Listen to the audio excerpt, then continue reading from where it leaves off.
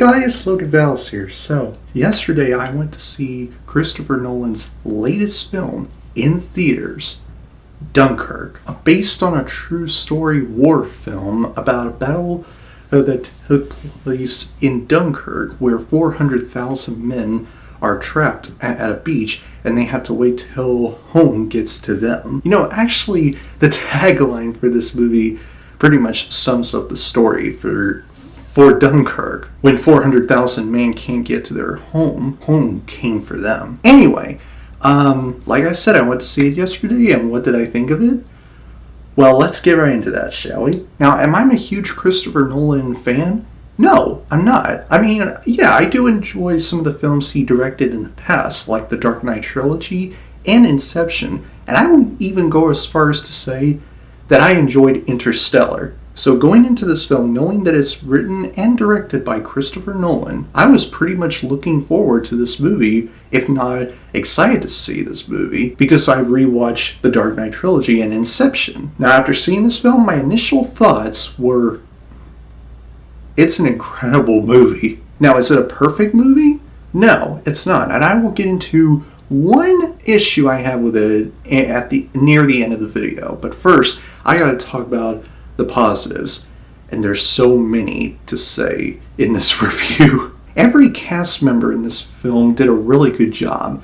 Mark Rylance, Tom Hardy, and Harry Styles. Three of them did a really good job, especially Mark Rylance. The characters, I wouldn't say they're perfect, but I also wouldn't say they're not good. They're pretty much decent, I will say. The performances, though, were absolutely great. Now let's talk about Christopher Nolan. Now, he written and directed this film, and I gotta say, I was blown away by what he did with this film. He directed and written the crap out of this movie. Christopher Nolan has proven that he is a really good filmmaker and can direct a really good film. And Dunkirk is one of the fine examples of that. It really paid off.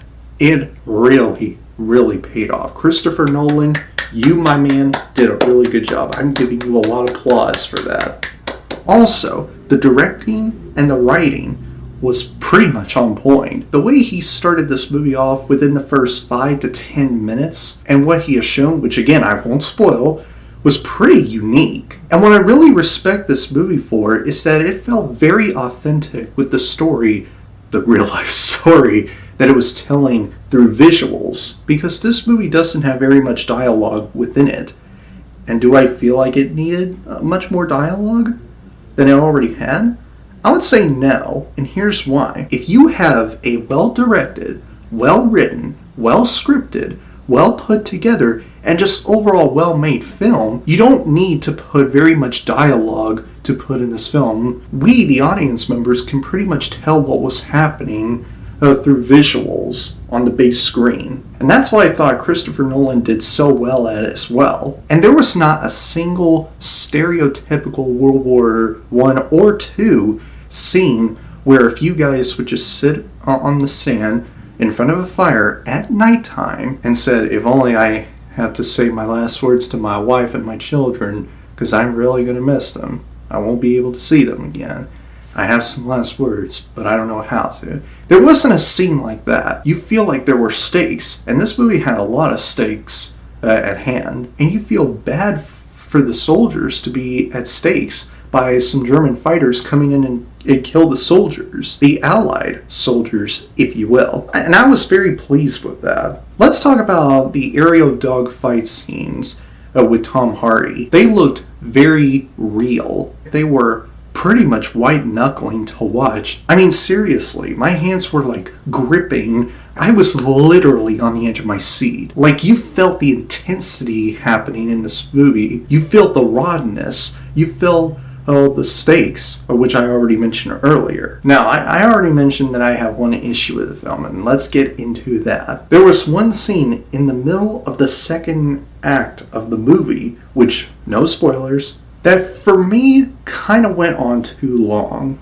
A little bit too long. It was probably like 5 minutes or 7 minutes long. And I felt like that specific scene should have been cut shorter. But that's about it. Everything else about Dunkirk, I really like.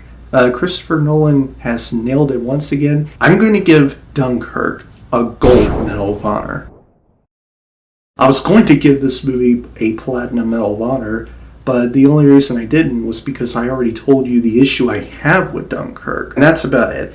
Anyway, guys, that is my review for Christopher Nolan's Dunkirk. If you guys enjoyed my review for Dunkirk, please click the like button, and if you have seen Dunkirk, comment down below to let me know what you think, and let me know in the comments section below, what is your all-time favorite Christopher Nolan film? And if you enjoy what you've seen here and you want to see future videos from me, please click the subscribe button and turn on that notification bell so that you never miss a video. And I will see you guys in the next video. Have a great week, Battle Squad, and as always, fight the good fight. Peace!